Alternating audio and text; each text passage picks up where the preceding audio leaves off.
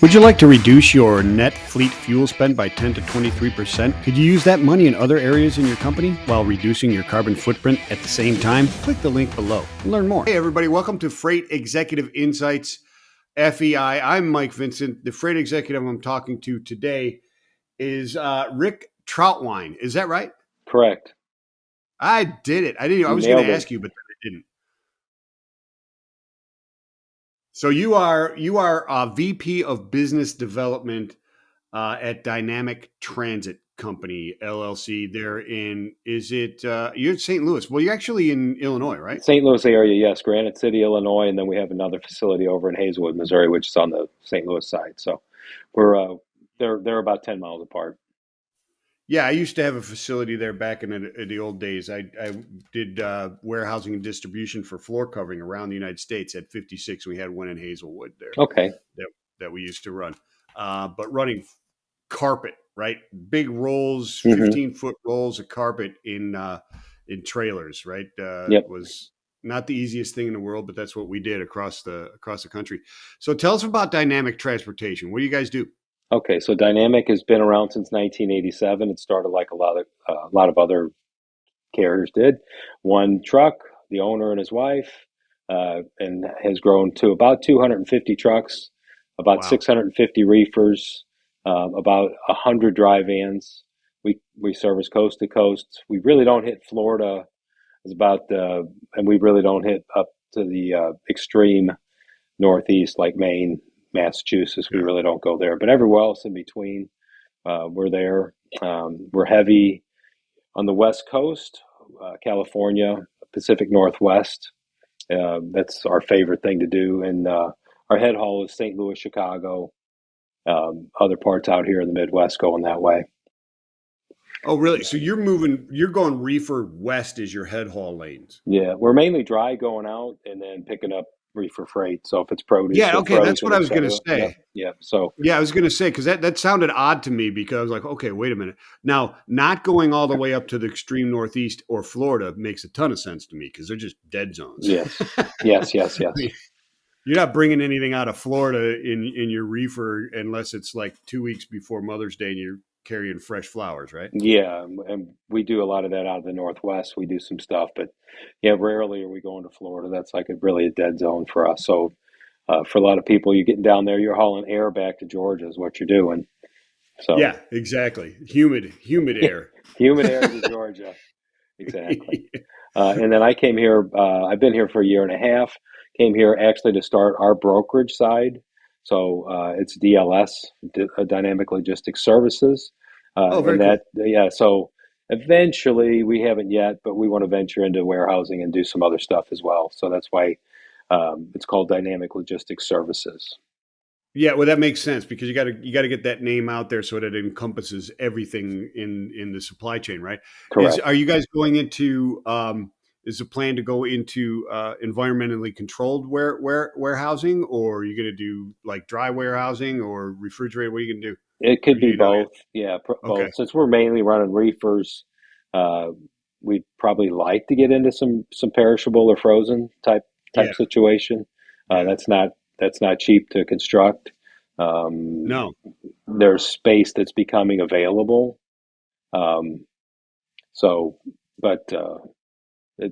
We haven't gone down that road yet. So when you say there's space becoming available, is there less pressure on the refrigerated warehousing right now? Yes, a little bit on that, and definitely on the dry. I mean, we went crazy during COVID with construction and new facilities, and now that demand is diminished a bit. So there's a lot of open space across the country for dry warehousing, less for refrigerated.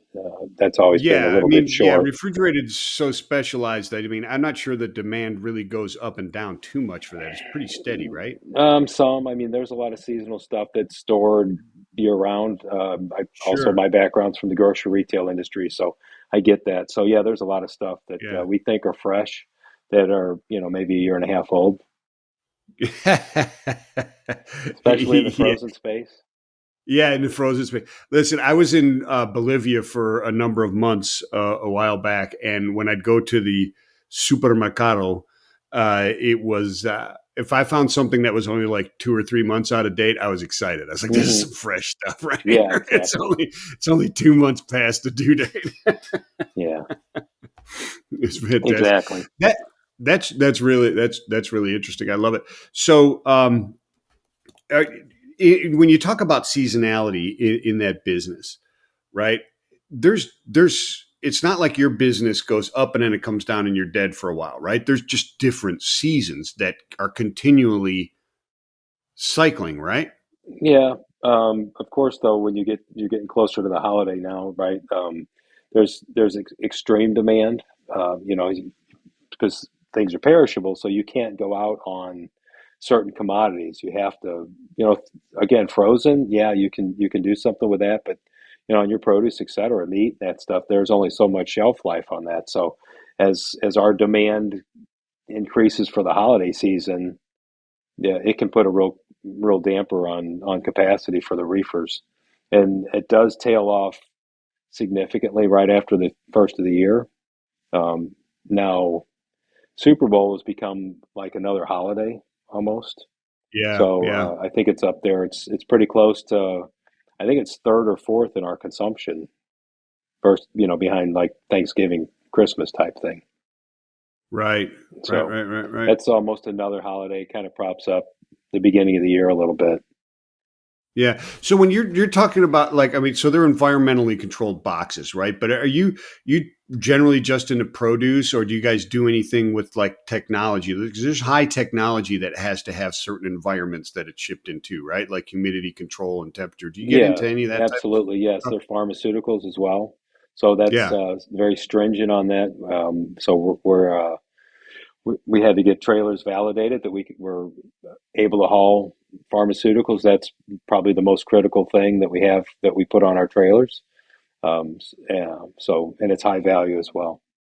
So what's the So you have to have certain certification to get into to be able to do the pharmaceuticals above and beyond the food grade. Absolutely. Okay. So Yep. were you guys involved with, I forget what operation it was, but like, the vaccines and stuff like that moving out? Were you one of those carriers? No, not yet. That's a newer space for us to get into. So that's just I within the got you. last couple of months. So, but I mean, Gotcha. obviously there's a lot of pharmaceuticals that move around the country, and Yeah. so yeah, you know, one pallet of some of these high value drugs could be, you know, a couple of $1 million for a skid. Yeah. I imagine security and tracking and making sure that that environment does not break down and proving that it didn't, right? It's the Yes. provenance of that as well, right? Yeah, it was about a 6 month process to get trailers validated. Wow. I Yeah, got you. very, And they have to be, very yeah. intense. Is that add-on stuff, or do the OEMs produce all that stuff for you? As far No, they don't. So we had to do a lot of adjustments, let's say, on the reefer units, yeah, yeah, and the trailers are configured okay, but yeah, it was some adjustments with the settings in the reefer units on the trailers. gotcha, gotcha. So, how did you get into the business, Rick? Were you just said, "Oh, wow, trucks, cool," or were you like a Um, kid I growing up actually going, "I want to started be a off truck as driver"? Yeah, no, I never drove a truck. I commend all those guys that do. Yeah, I got into this by accident. Really, I worked at a grocery retailer back in the day. It was called the traffic department, and so what my objective there was, one, to learn. That was thing number one. But you know, getting product from our vendors' distribution centers into our distribution centers. That was the responsibility I had. And at that point in time, we had two distribution centers, one in St. Louis, one in New Orleans. That company sold. I went over, I got onto the carrier broker side of the world. I did that for about 15 years. I went back to a different grocery retailer in 2012, and I was there for about 7, 8 years. We had 16 distribution centers across the country. So anyway, it's similar, but it's a different spin, being on the retail side, or being a customer shipper, if you want to call them that, versus being on the carrier broker side. there is. All right, so I'm going to ask you this: I, I've been in logistics for 36 years. Hmm. Okay. And I started in LTL, et cetera. And there's many out there that are going to be listening to this and talk about this going, man, grocery warehouses and stuff like that suck. It's so hard. What's the trick? Is there a trick to dealing with them in a way that you can get your driver in and out of there better? Well, give us some Not insight. You, really. It's just no. it's been forever. You might be smart enough to avoid certain destinations if you're doing an RFP for a customer, You but got the inside list probably, of who not to go deliver yeah. to, right? Well, if you've been around and you've got trucks, you probably know already. Going, oh my God, I can't name any names, but they're horrendous. Um, Yeah. Back in the day, it was really easy. We were first come, first serve, 24 hours a day. You know, Yeah. guy would pull in the dock. We didn't charge. We usually pulled the product off. He's in there and out in 30 minutes. Yep. Yeah, as more and more people have found, they believe that that's a revenue stream for their distribution centers. So the cost of unloading a truck has gone up astronomically to And just they have their own lumpers, I guess, they have right? their own lumpers, the services. So it's just, and actually where I was at most recently, that was one of our issues that I said we had. We shouldn't have been doing that. So, um, Yeah. Do you have any insights on how that occurred? I mean, because like there's no other place that you go to where they're like, well, you got to pay somebody to unload your truck now that you're here. yeah. What, So back in the, usually your agreement with a supplier is we buy that product to meet our specifications. So what that means is it depends on the setup at a distribution center, but based on the movement of items, et cetera, the place that you put it in the warehouse, if it's something that's really slow moving, right? You don't want to take up too much space with it. So you break right. that down into you may be and you've got shelf life, you've got some other stuff that you take into consideration. You might have that in a slot that's only 24 inches high. Um, and so Uh, you might only buy one layer of a particular item. I don't know, say sardines, right? Doesn't move much. Not many people are looking to buy sardines. So you're like, well, we sell 10 cases a year, right? And they're yeah. good for 3 years, so you can do that. But you're not going to take up much space for it. Versus, hey, we have our water that we sell by the case, and we go through 50 pallets a day. That's going to be in a Yeah. different part of the warehouse. So what you end up doing is in more of a just-in-time situation has occurred in the last, I'd say, 10 years. For retailers, they don't want to tie up their money, so they buy in smaller and smaller increments, thinking that they're actually saving money, which really is just adding cost to the system, honestly. Um, Yeah. so it's inefficient for the shipper.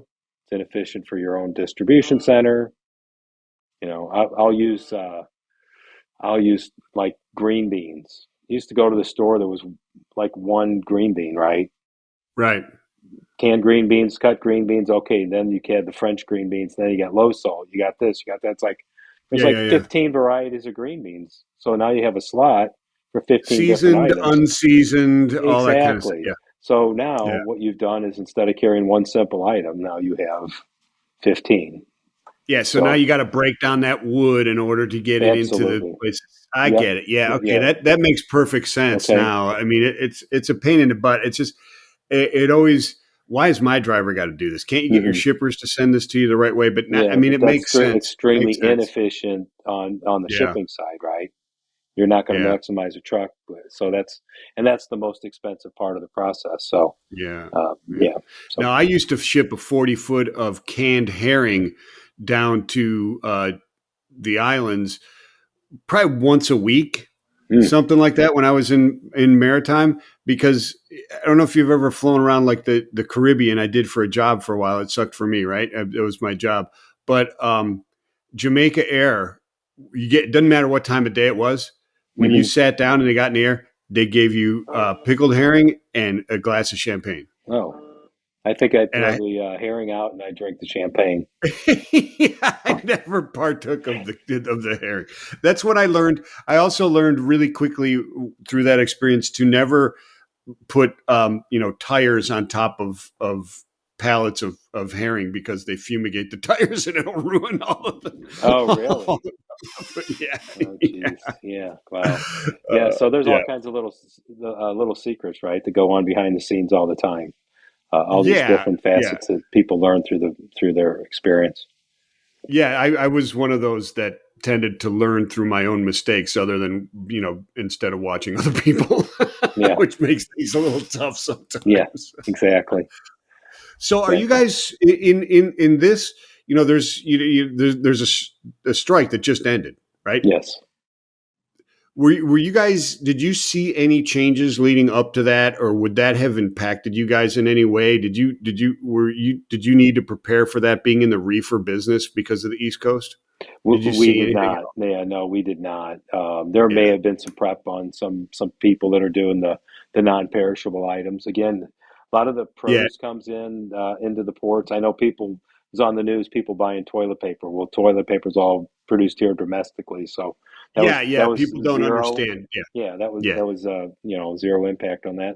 But a lot of your produce, the bananas, grapes, some of the other soft fruit that comes in that we get year round now that used to just be seasonal is coming into those ports. So talking about the disruption, which really didn't hurt you guys much, obviously for what you guys were doing, but people asking, are they going to switch to different ports, et cetera? Obviously, that's not going to happen because the strike's over. But it would take a month. You can't just change from one port to the other. It's better just sit and wait, right? Absolutely, yes, yes, yeah, because there's only so much volume could go through the canal. So, and there's a lot of coordination that's involved in that. So, Yeah, those pre-bookings are probably already done. So, if somebody was ahead of the curve and they decided that that's what they wanted to do, they could get ahead of it. However, then a lot of the perishable stuff, the produce and that stuff that runs into the eastern ports, just say you put it out in the west, now you got to truck it back over to the east coast. So yeah, you're yeah. right. You're probably better off just being patient, and then unfortunately taking the risk that it was an extended period of time. You might have 20 containers of grapes that just went bad, right? In the grand Yeah, scheme of things, it sounds like a lot, but we consume so much, it's just a drop in the bucket. it's a blip. Yeah, it's a It's blip. It absolutely. really is. I thought it was funny because I saw, Fox News decided to go out to L.A. Long Beach and talk to Gene Soroka, and we're assuming that they were preparing for this onslaught of business. And he said, no, they're not going to reroute out here because if they reroute it today, we won't see that for another month. So that's not going to It's happen. And they were not like, going to oh, happen. okay. Yeah, yeah. People, general population doesn't have any idea of our supply chain and how it works.